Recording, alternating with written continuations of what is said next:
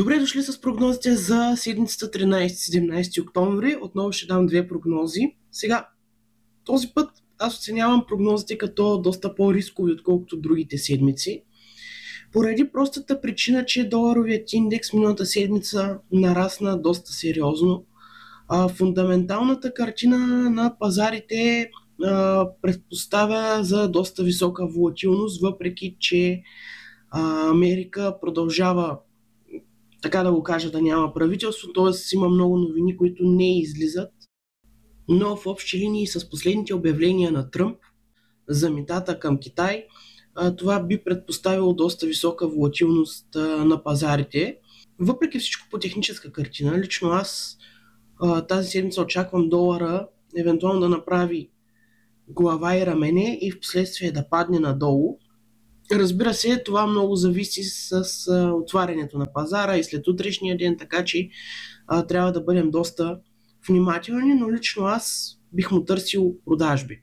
S&P 500, въпреки това, че петък падна с приблизително 3%, лично аз тук очаквам едно възстановяване на този индекс и смятам, че би паднало, може би понеделник, вторник, би продължил този спад до нива около 6520, защо не и до 6480 и в последствие бих му търсил покупките вътре седмично. Разбира се, вътре дневно, отново всеки ден ще следя определени таргети спрямо това как пазара се развива. Така че лично аз бих следвал тези прогнози, като основно бих бил фокусиран върху индексите. Разбира се, напълно оценявам риска и за това трябва да се внимава повече. По принцип, когато смятате, че прогнозите са по-рискови, винаги можете да намалите обема на сделките, да не пускате чак толкова сделки, ако сте от типа търговци, които пускат повече сделки. Така че има доста възможности да предпазите капитала, защото в крайна сметка в нашия бизнес най-важното нещо е първо да си запазите капитала, в последствие вече да спечелите пари, защото точно в такива седмици като миналата и потенциално следващата, много от търговците биха загубили и биха могли да загубят една доста голяма част от капитала си. Затова моят съвет към всички е да бъдете внимателни, когато фундаменталната картина е разклатена. Така че това са ми прогнозите за тази седмица. Разбира се, ще проследим как те са се развили и в какви сделки сме влезли.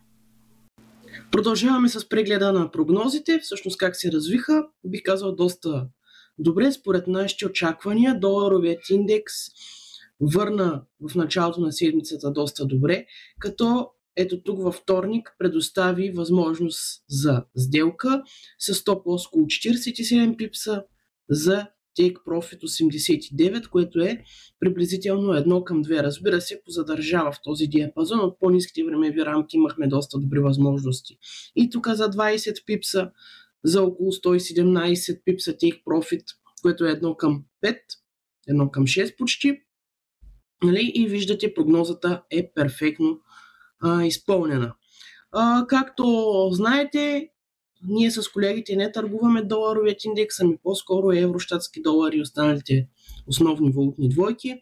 Аз имам една сделка на щатски долар, японска иена. Ето тук влязох, всъщност малко позакъснях, но реално сигнала ми беше ето това меч поглъщане до тук, което с стоп лос около 37 пипса за Take Profit 78, което е приблизително 1:2. Разбира се, имахме и още доста добри възможности на USD японска иена да влезем в сделка по прогнозата. Ето тук имаме меч поглъщане, тук имаме отново меч поглъщане, така че прогнозите са доста добре изпълнени. Дайте да разгледаме S&P 500. S&P 500, между другото, не съм го търгувал тази седмица.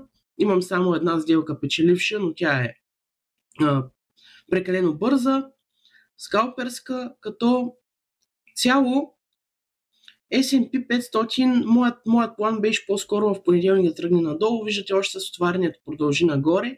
Реално вторника върна додолу. Тук имахме една възможност за покупка до supply.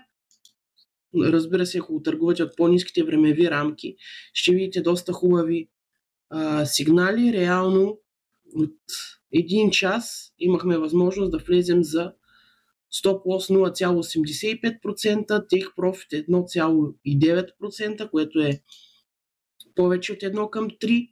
И също така в петък към 12 часа на обяд имахме възможност да влезем в сделка по прогнозата с Stop Loss около 0,6%. До петък е направило 1,70, което е още пак е 1:3 приблизително. Така че тази седмица пазара предостави много хубави възможности за търговия. Сега ще разгледаме следващата седмица какво можем да очакваме.